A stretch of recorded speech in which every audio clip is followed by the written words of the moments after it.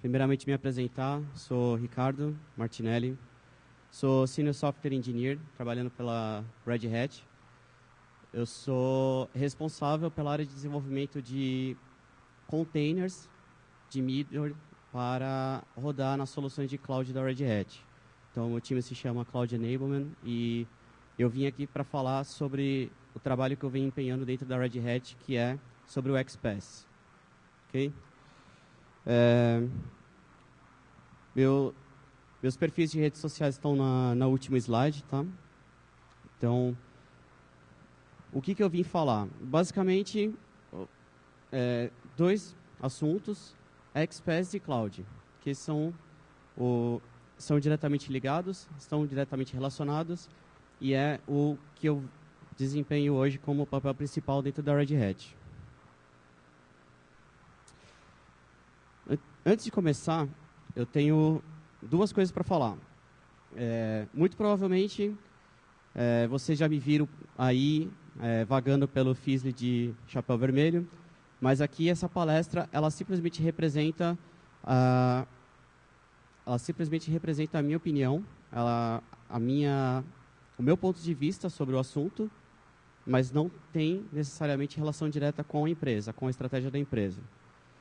E, bom, a palestra vai falar um pouco sobre algumas coisas escritas em Java, mas isso não está também diretamente ligado a uma plataforma ou alguma linguagem de programação. Aqui eu vou ter algumas coisas em Node.js, mas nada mudaria se tivesse alguma coisa escrita em Python, Ruby, C ou qualquer outra coisa que estivesse rodando, desde que ela suporte rodar num ambiente de computação em nuvem. Então, hoje o assunto que eu vim tratar é sobre cloud, basicamente isso. E como muitos de vocês já devem conhecer, Cloud Computing é uma definição formal, hoje feita pela NIST, que ela fez alguns anos atrás, e ela definiu diversas coisas, dentre elas, modelos de serviços. O que seriam os modelos de serviços? Você tem aí essas três sopas de letrinhas aí, que é o SaaS, o PaaS e o IaaS. O IaaS, eu vou começar por baixo. IaaS é a infraestrutura como serviço. É o quê? Você ter máquinas virtuais rodando em um data center que você não sabe onde fica e também não te importa saber onde fica. Porque tudo o que você quer é a tua máquina virtual disponível 24/7.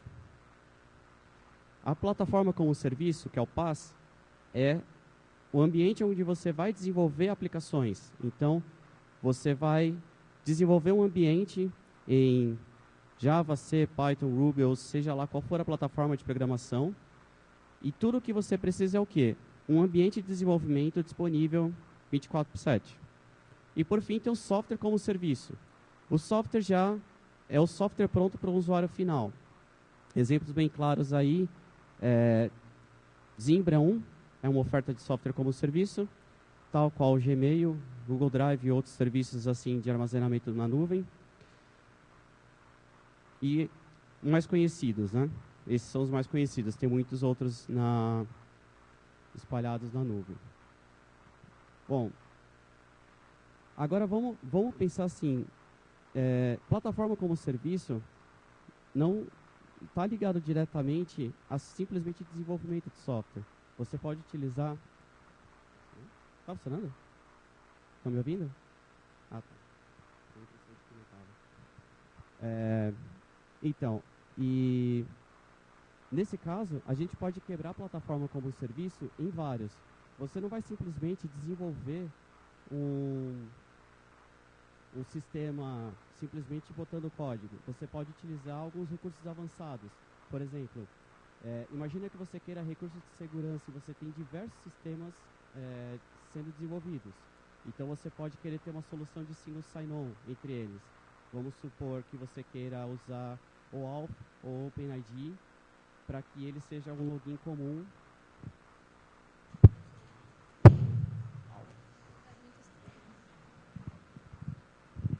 Oi, agora sim, né? Nossa. Desculpa. Onde que eu parei? Ou melhor, onde que vocês pararam? Single sign-on? Beleza. Bem melhor. Bom, então, quando a gente fala de plataforma como serviço, a gente não está simplesmente falando em botar código na nuvem.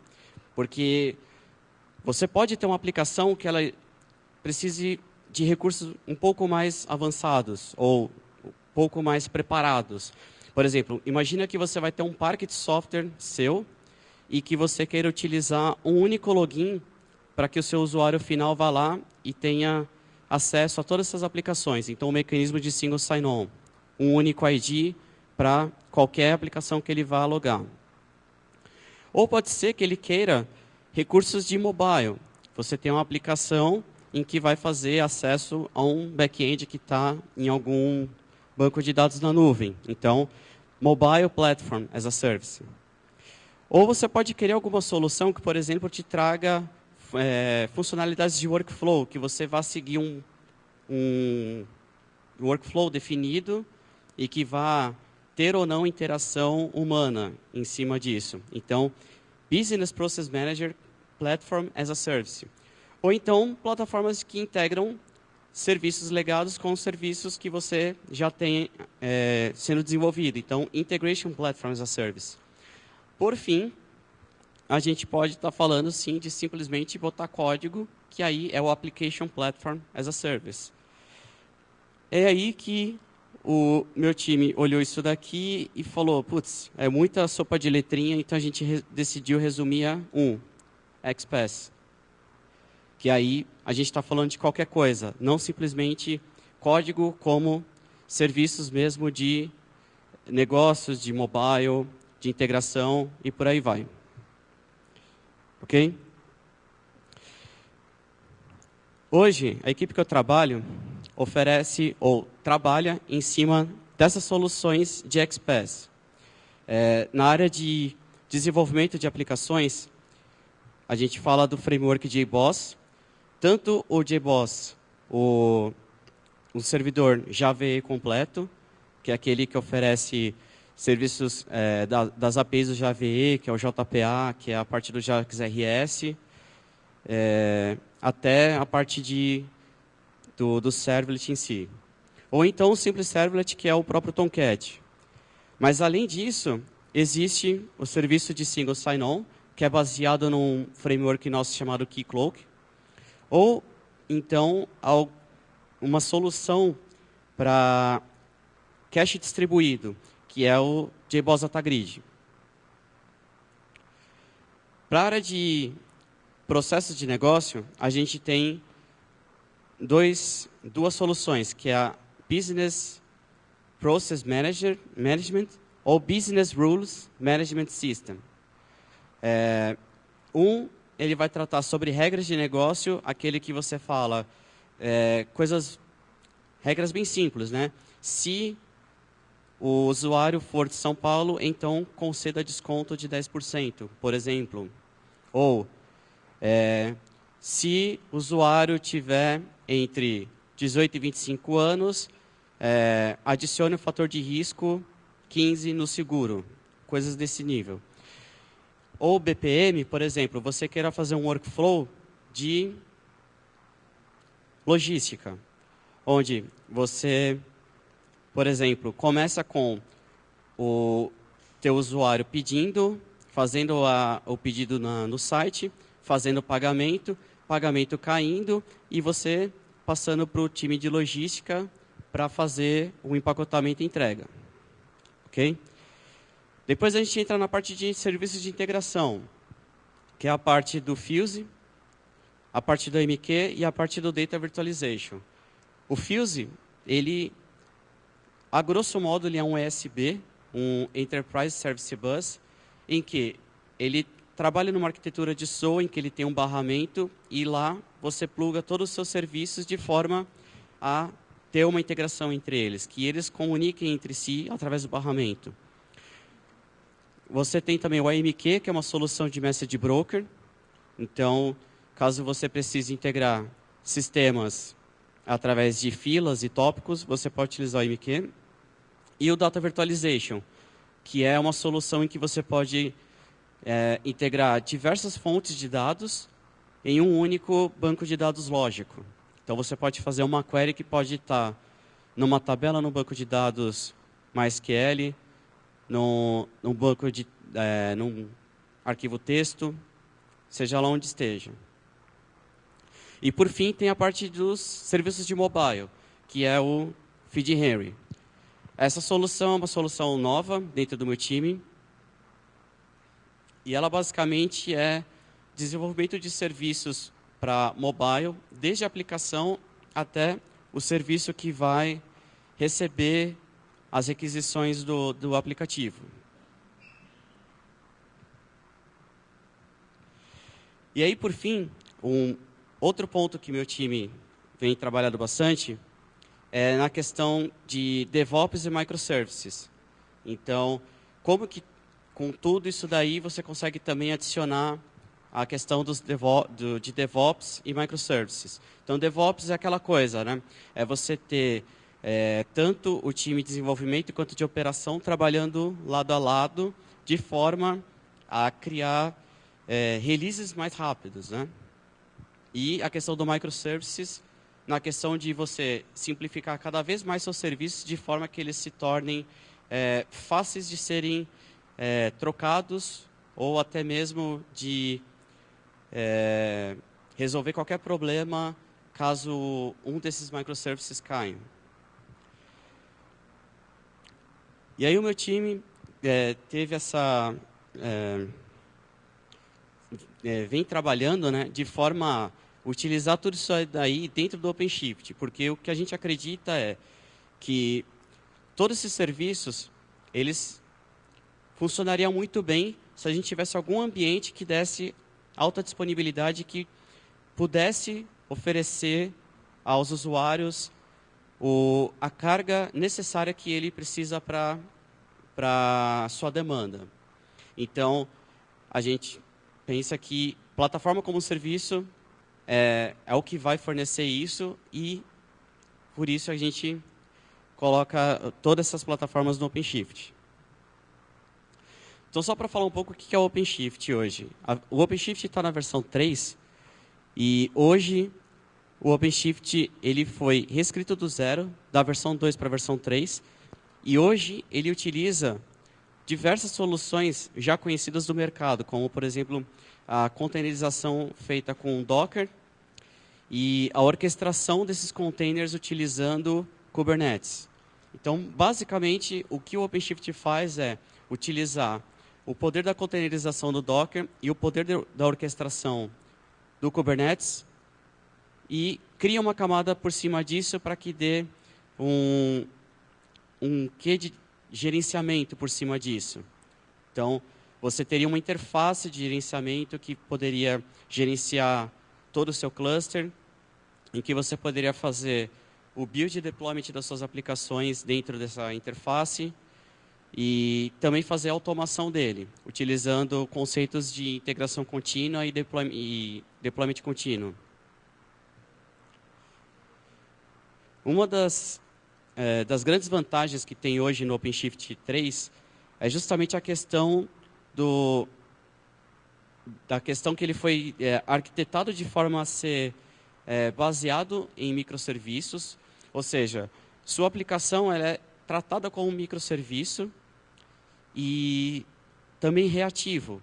Então, se, por exemplo, se a tua aplicação, ou se é um nó da sua aplicação, ela passar a não responder, o cluster do Kubernetes, ele tem a inteligência de verificar essa indisponibilidade e já fazer a troca desse serviço. Ele consegue matar aquele container e substituir por um outro rapidamente.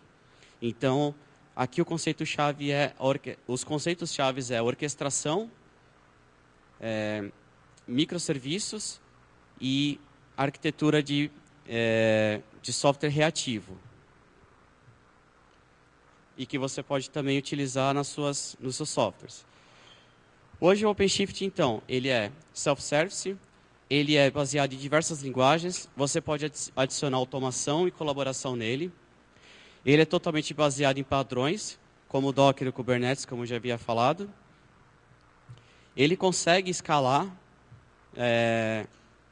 digamos, para 100, 200, 300, 1000 containers muito bem.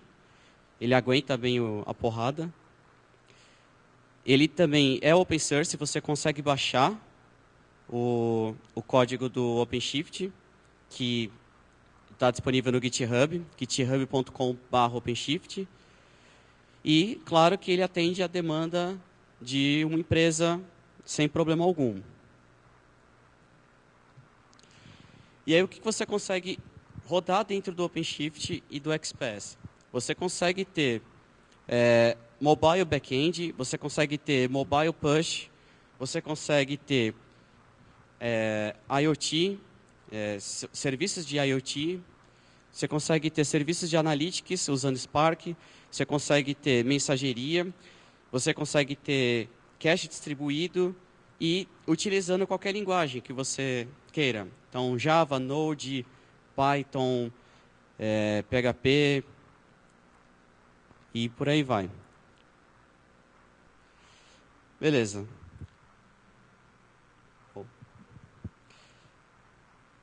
Eu não esperava que fosse só 20 minutos de falatório, mas vamos começar as demos. Então, eu trouxe para vocês aqui uma pequena demonstração do que pode ser feito com OpenShift e XPath. Aqui eu estou usando uma instância local. Ela é uma máquina virtual que eu estou rodando. E ela também está disponível no site que eu vou mostrar para vocês logo mais. Vocês podem também rodar na máquina de vocês. Eu vou utilizar aqui o usuário admin.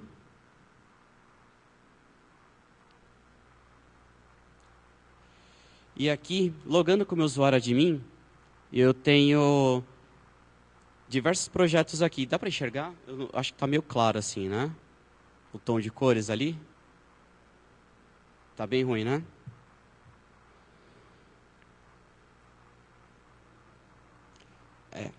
Agora complicou. Vamos ver. Melhorou? Ótimo. Perfeito. Então aqui eu tenho meus projetos. Tenho diversos aqui.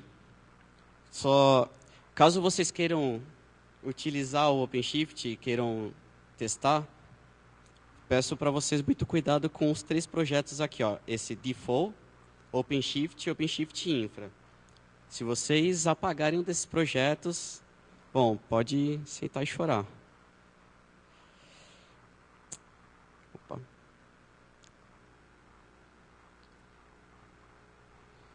A primeira demo que eu quero mostrar aqui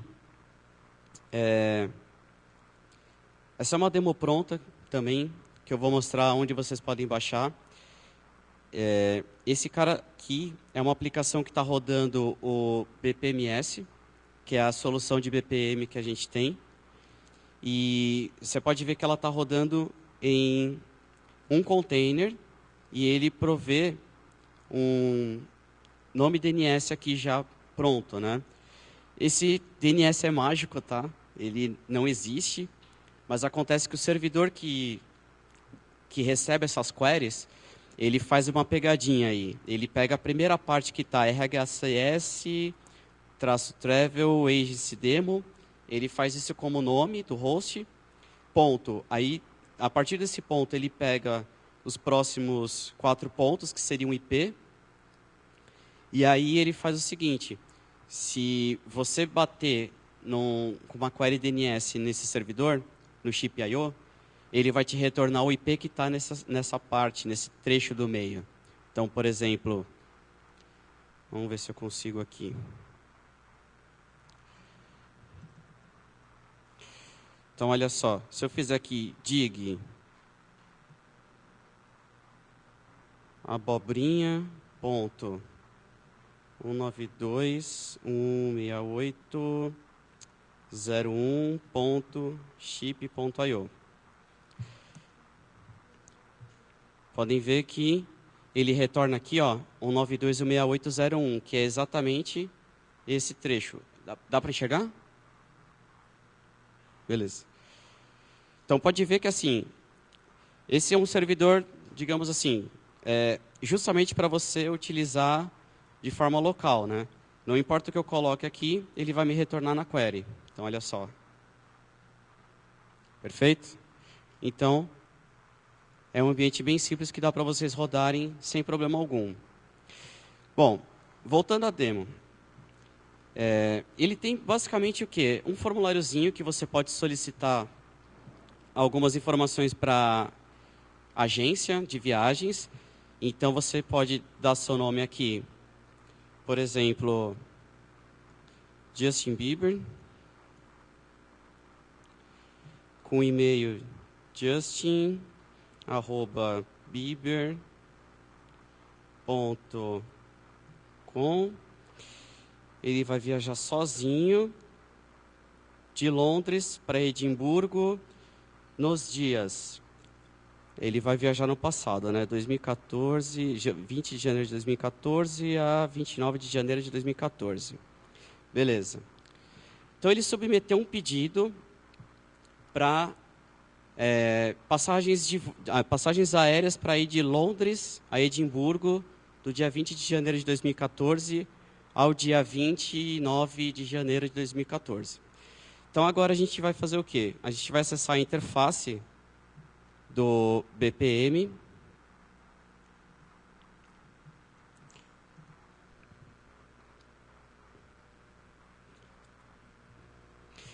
Essa interface aqui, em que você encontra as definições de processo aqui. Esses 3 processos aqui são os processos que estão criados que vão reger todo o processo de pedido de passagens aéreas. Então, vamos ver aqui. Eu tenho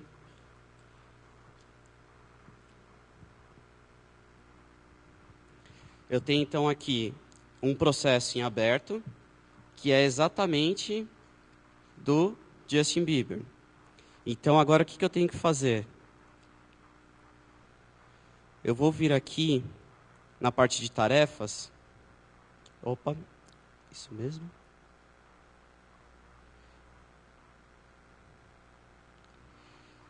Só uma coisinha aqui. Eu consigo, a partir daqui, eu consigo mostrar onde que está, dentro do meu processo, onde que está parado. Que nesse caso está parado aqui, na parte do agendamento no agendamento das passagens. Perfeito? Mas vê que ele está parado, porque exige uma intervenção humana. Então, eu vou vir aqui na parte das tarefas. E está aqui, o processo está parado, esperando alguém fazer alguma coisa nele. Então, eu vou fazer o seguinte, eu vou pegar esse processo para mim, e aí ele vai pedir um formulário, onde eu tenho 3 opções aqui, onde eu posso pedir para alguém a mais revisar, ou eu posso simplesmente confirmar e colocar dados de cartão, ou cancelar o agendamento. Bom, como no caso é para o Justin Bieber, eu vou cancelar. Então, eu simplesmente marco aqui e completo. Pronto. O processo terminou.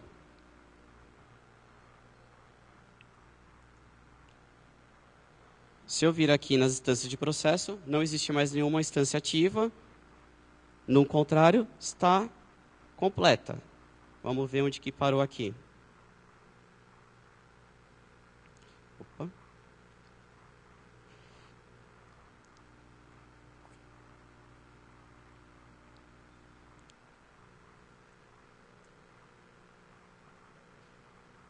Aqui. Então, ele finalizou. Então, essa é a primeira demonstração que eu queria fazer. Vou só parar esse cara aqui, para ele poder aguentar o tranco das próximas. Então, aquela parte de XPath que eu tinha para demonstrar é um só módulo que eu estava utilizando, que é a parte de BPM, mas existem outros módulos por trás e que podem ser utilizados. Agora, a próxima demonstração que eu vou fazer aqui vai ser com suporte a microserviços. Então, tem um dashboardzinho onde ele faz um acesso a 4 web services diferentes. Então, tem um serviço que é o Olá, o Hola em espanhol, Bonjour em francês e o Aloha em havaiano, acredito. Enfim.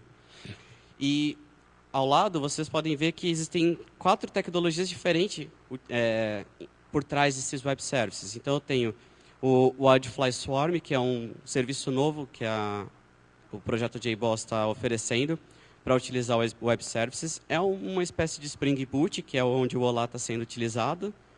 E os outros 2 usam Node.js e Vertex. Okay? Vertex também é uma outra solução de JBoss. Só que vejam que assim, o Hola e o Olá, eles não estão respondendo. Mas isso não quer dizer que o meu dashboard não está respondendo. Ele está lá funcionando.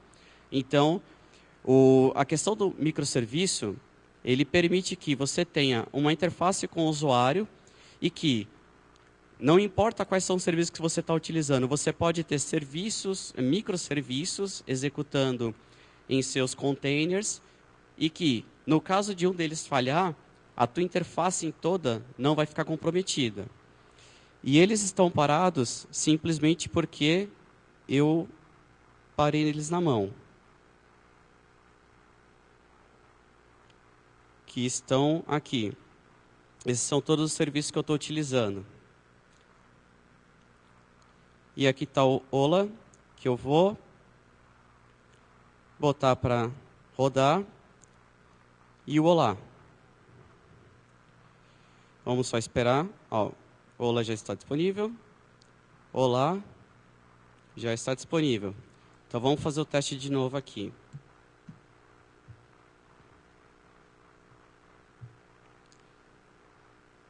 Aparentemente ainda não.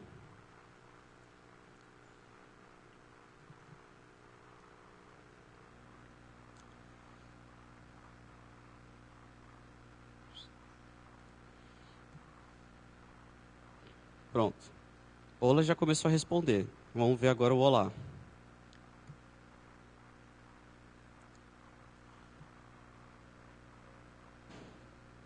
Nada ainda.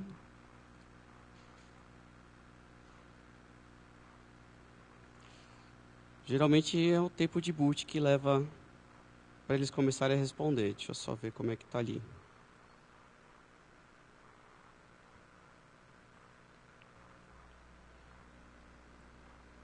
Beleza? Inicializou. Vamos ver. Respondeu. Ok? Então vejam. Eu tinha 2 serviços fora.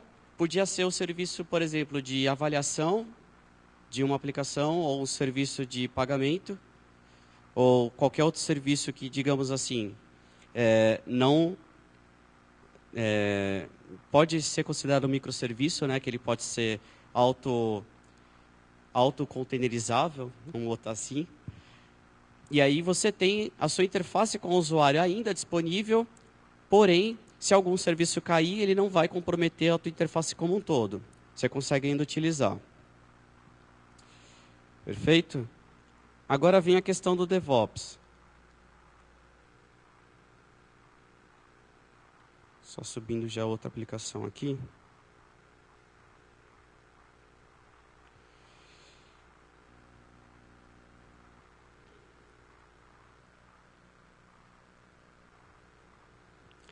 Então, aí teria a questão do DevOps. O que seria a questão do DevOps? Vamos supor que, por exemplo, e claro, é só uma situação, não quer dizer que isso se resume a DevOps, tá? Mas vamos supor que você tem um servidor que ele já faz todo o processo de baixar o teu código, executar todos os testes, colocar no ambiente de desenvolvimento, fazer outros testes, por exemplo, testes de integração, depois jogar para um QA, para alguém ir lá e aprovar uma possível promoção daquela versão para produção.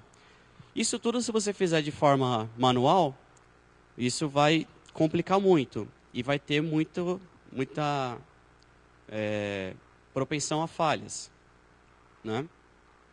Então, A ideia aqui é mostrar um servidorzinho de integração contínua, como por exemplo o Jenkins, em que ele pode fazer essa parte do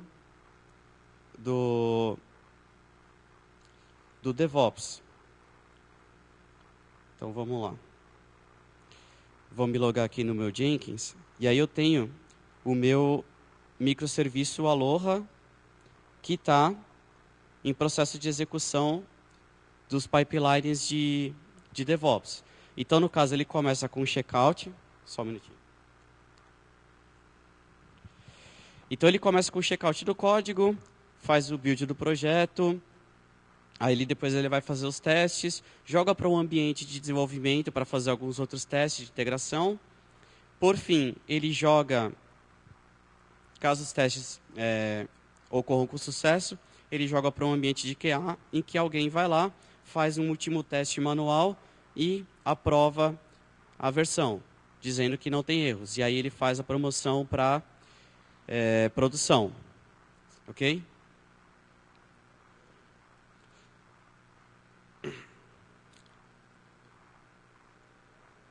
E aí, como vocês já conhecem Java, esse build vai levar em torno de 6 anos-luz. Então, eu vou passar para o próximo. E aí eu volto para esse cara aqui.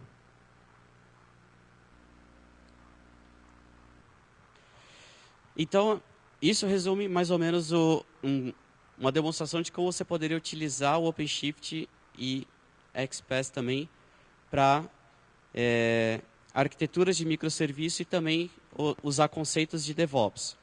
Mas aí, você consegue utilizar também software como serviço dentro do OpenShift? É aí que está o ponto.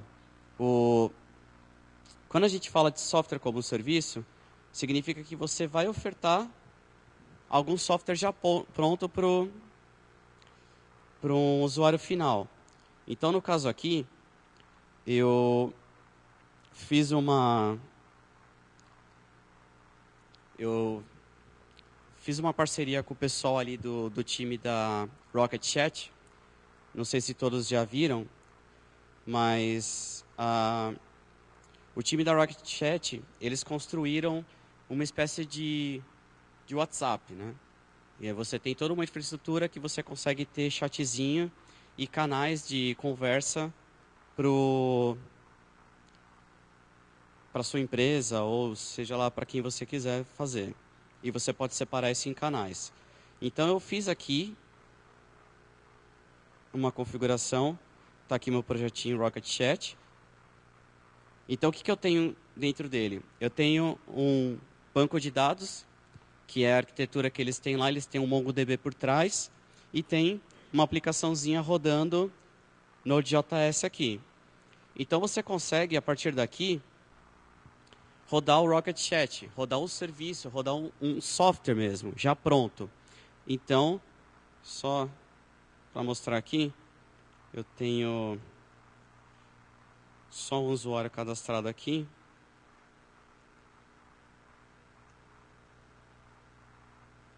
Vamos lá. Olha lá. Então, esse é o Rocket Chat que eu vi lá com o pessoal, eu achei sensacional o software. Aí eu decidi montar um ambiente do Rocket Chat dentro do OpenShift para mostrar que você também consegue, a partir do OpenShift e usando as soluções, a solução de PaaS, você consegue ofertar uma solução de software para usuários finais. Então você poderia colocar, vamos colocar uma outra situação hipotética aqui, mas poderia colocar uma solução de e-mail, uma solução, sei lá, um CRM, um RP, algo que uma empresa utilizaria, né? Então, até construí um canal aqui, mandei uma mensagem, e isso tudo sendo preenchido em banco, né? Beleza. Esse daqui vai levar ainda mais um tempo. Então, bom, basicamente, essas eram as demonstrações que eu queria fazer.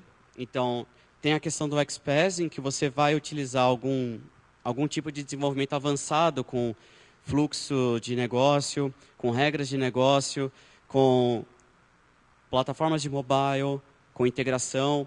Isso tudo você consegue utilizar através de soluções XPaaS. E, com isso, você consegue agregar também a parte de DevOps e microserviços nas arquiteturas das suas aplicações. Ok?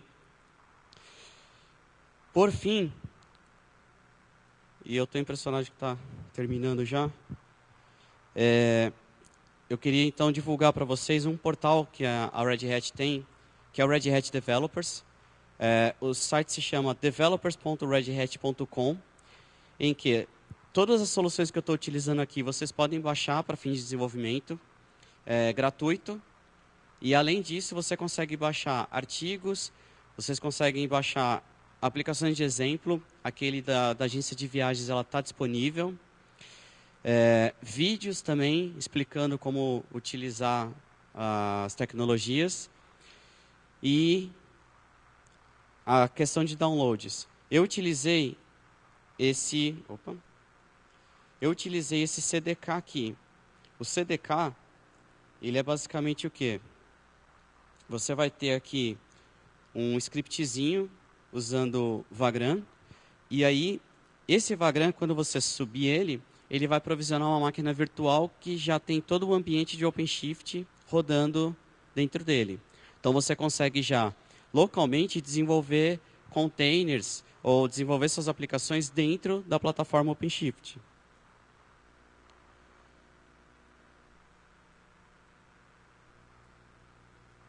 Perfeito. Bom, eu estou até surpreso que foi bem rápido a palestra. Eu achei que ia demorar um pouquinho mais. Esses são os meus contatos. Eu tenho o meu blog, que é o Aprendendo Cloud Computing, que eu estou retomando ele. Eu cansei de utilizar WordPress e Blogger. Eu decidi usar Jekyll, que é muito mais fácil usando Markdown. Então eu recriei ele usando o site do GitHub para isso. Tem o meu Twitter e tem a minha página do LinkedIn. Se alguém ainda tiver alguma pergunta, que aí dá tempo de ver pelo menos o final dessa demonstração aqui.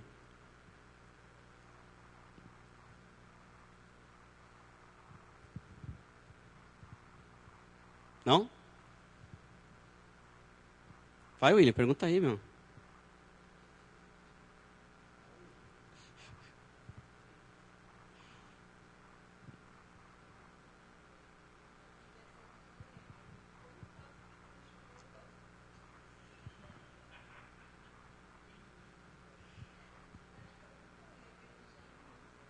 Não, não é. Tá. Na Macadu, né? Isso. No Macadu fizeram a pergunta de como eu faço para ter um chapéu como o meu? Bom, jobs.redhat.com, aí você se aplica para uma vaga, você passa por uma entrevista de emprego e, se você for contratado, você ganha o chapéu. Infelizmente, é a realidade. Só isso? Nenhuma outra pergunta? Deu para entender? Não, né? Não. Bom, beleza, pessoal. Obrigado. E é isso aí.